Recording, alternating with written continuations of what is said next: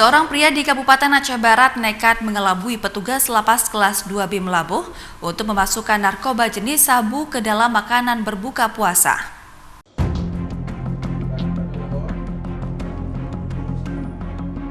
Beginilah detik-detik seorang pria berinisial AM usai mengantarkan makanan berbuka puasa yang berisikan narkoba jenis sabu-sabu di lapas kelas 3B Melabuh, Aceh Barat. Pelaku mencoba melarikan diri dengan sepeda motornya, namun dicegat petugas dengan mendorong sepeda motornya hingga pelaku terjatuh.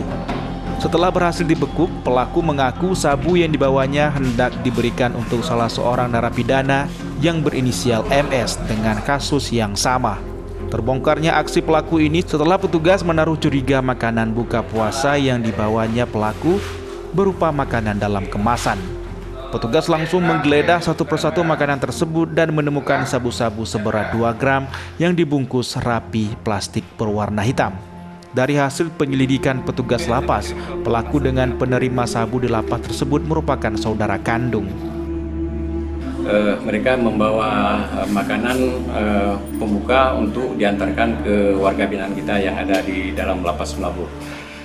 Pada saat barang bawaan itu diperiksa oleh petugas kita, rupanya di dalamnya terdapat sabu yang diselipkan di dalam makanan kecil seperti siki.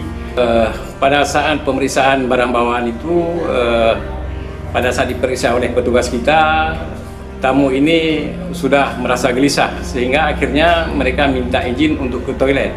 Tetapi pada saat dekat pintu keluar, tamu ini langsung melarikan diri, kabur, naik sepeda motor dan sempat dikejar oleh petugas kita sehingga pada saat dia menaiki sepeda motornya ditangkap oleh petugas kita.